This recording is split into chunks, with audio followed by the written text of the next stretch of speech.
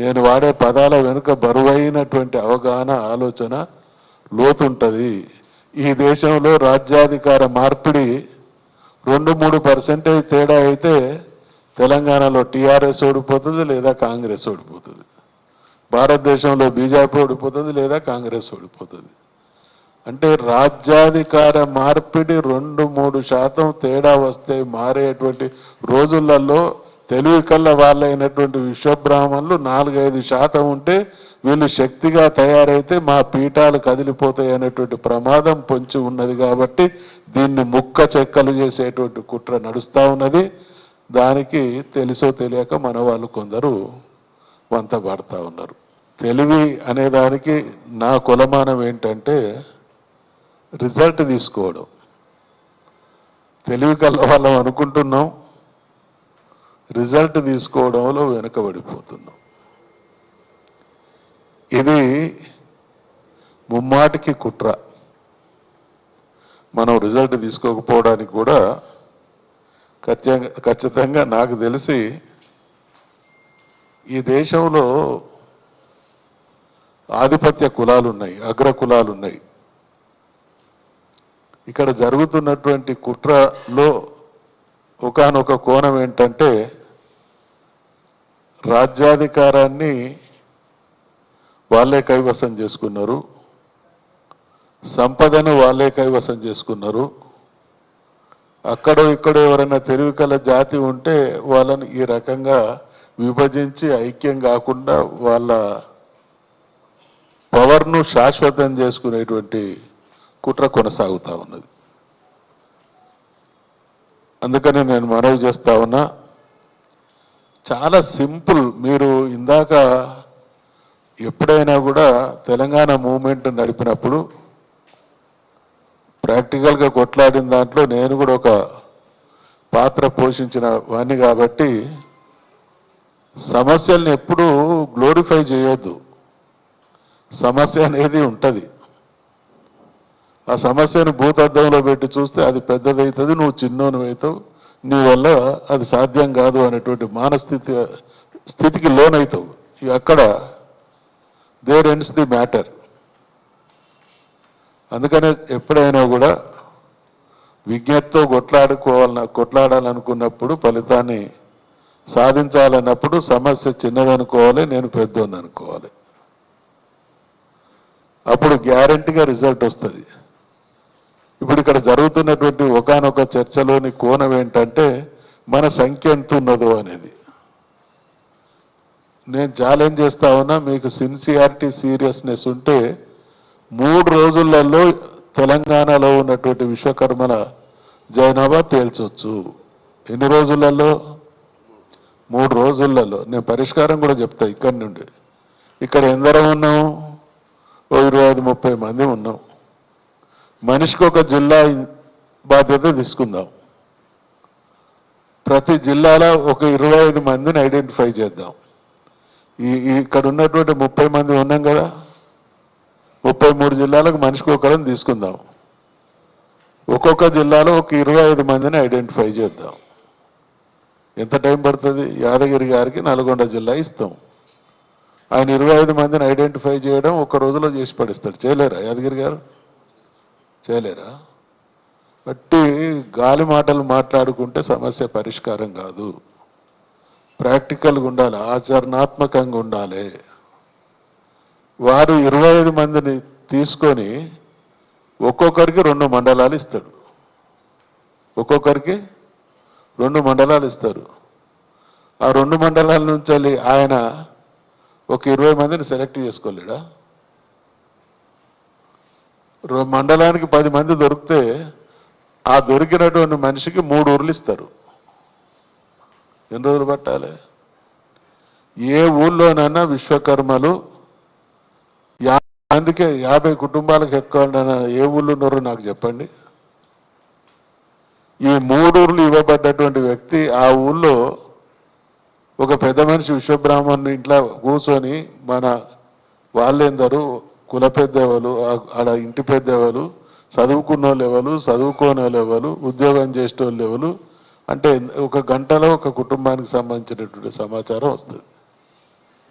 ఇవన్నీ కలిపి మీకు మ్యాక్సిమం 1 వీక్లో చేయొచ్చు. కానీ ఉపన్యాసాలు ఇస్తున్నాం, మర్చిపోతున్నాం, మళ్ళీ ఎక్కడేసినటువంటి గొక్కలు అక్కడే ఉన్నది. ఖచ్చితంగా వాస్తవంగా మన సంఖ్య ఇదమిద్దంగా తెలవాల్సినటువంటి అవసరం ఉంది అనేటువంటి విషయాన్ని ఈ సందర్భంగా మీ అందరికి కూడా గుర్తు చేస్తూ, అంటే ప్రపంచంలో నాకున్నటువంటి అవగాహన మేరకు చదువుకున్న వాళ్ళు, నాకంటే ఎక్కువ చదువుకున్న వాళ్ళు కూడా ఉన్నారు.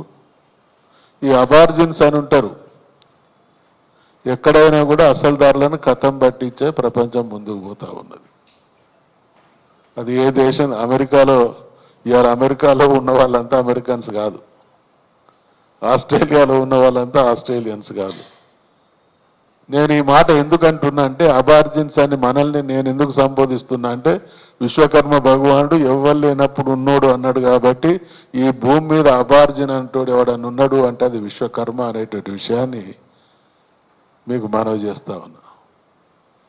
వీళ్ళ మీద అనేక రకాలైనటువంటి కుట్రలు, దాడులు జరిగి ఆ జాతులు అంతరించిపోయినాయి కాబట్టి గ్యారెంటీగా ఇప్పుడున్నటువంటి ఈ పాలక ఆధిపత్య కులాల పోకడలు ఇదే రకంగా కొనసాగితే అంతరించిపోయే జాతిలో ఒక జాతిగా విశ్వబ్రాహ్మణులు ఉండేటువంటి ప్రమాదం ఉన్నది.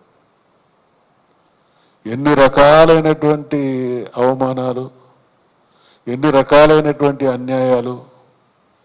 ఏమంటున్నాం మనం, ఈ ప్రపంచంలో ఏది చైతన్యవంతంగా లేనప్పుడు చైతన్యవంతమైనటువంటి జాతి విశ్వబ్రాహ్మణ జాతి అని చెప్పుకుంటూ అందరూ చైతన్యవంతులైన తర్వాత మనం ఫ్రస్ట్రేటర్స్గా ఎందుకుంటా ఉన్నాం?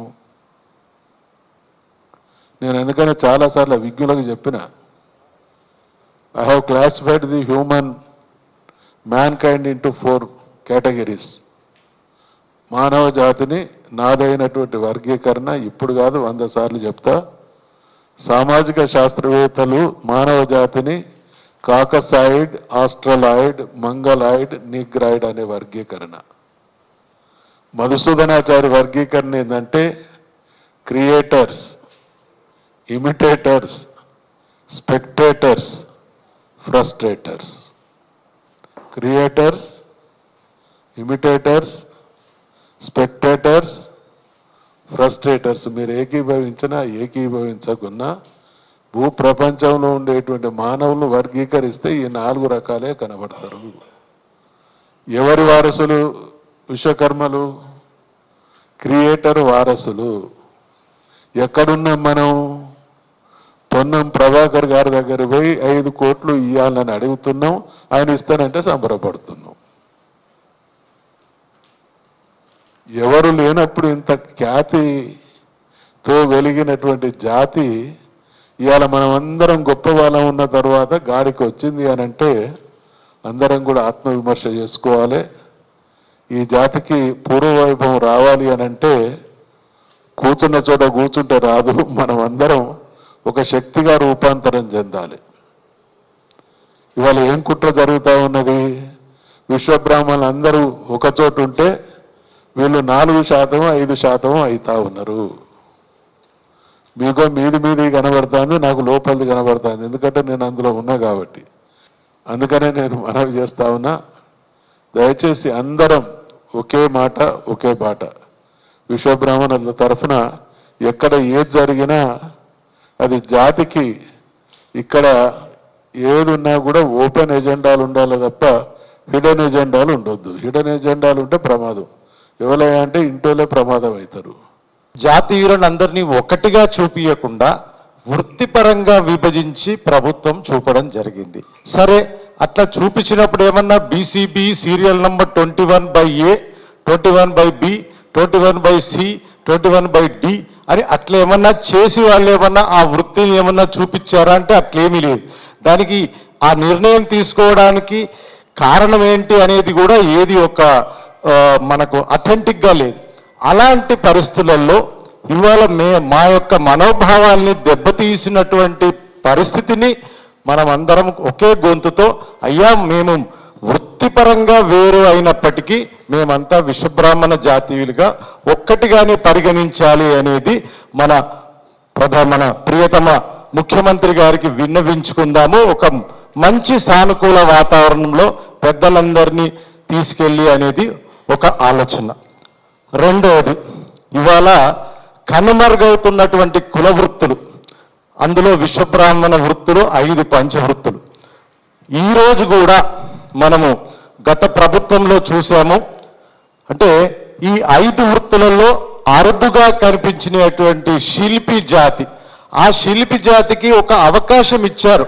ఒక దేవాలయాన్ని పునర్నిర్మించేటువంటి అవకాశం, మన యాదాద్రి లక్ష్మీనరసింహస్వామి యొక్క దేవాలయం యొక్క నిర్మాణాన్ని ఇవాళ ఈ ఆధునిక యుగంలో ఆ శిల్పుల యొక్క పనితనాన్ని మొత్తం ప్రపంచవ్యాప్తంగా ప్రశంసించేటట్టుగా తక్కువ సమయంలో 5 సంవత్సరాల కాలంలో ఒక దేవాలయాన్ని నిర్మించినటువంటి ఘనత ఈ ప్రాంతం శిల్పులది. అంటే అవకాశం అనేది ఇస్తే పని చేసి చూపించే సత్తా కలిగిన విశ్వకర్మ జాతీయులు ఇవాళ ఉన్నారు అని చెప్పడానికి అది ఒక నిదర్శనం. అయితే వీరు విస్మరించబడే అటువంటి జాతీయులలో ఈ విశ్వకర్మ జాతి కూడా అగ్రస్థానంలో ఉంది. కాబట్టికే ఆ జాతి పైన ఒక సమగ్రమైన సర్వే జరగడానికి అధికారికంగా శాసనసభ్యుల యొక్క కమిటీ కానీ లేదా అధికారుల యొక్క కమిటీ కానీ ఏర్పరిచి వారి యొక్క జీవన పరిస్థితిని ఒక సమగ్రమైన నివేదిక ప్రభుత్వం తరఫున అధికారంగా ఇచ్చినట్టయితే ఈ జాతీయులకు ఏదైనా మేలు జరుగుతుందన్న ఆశతో ఇవాళ ఈ యొక్క సమావేశం ఏర్పాటు చేయడం జరిగింది.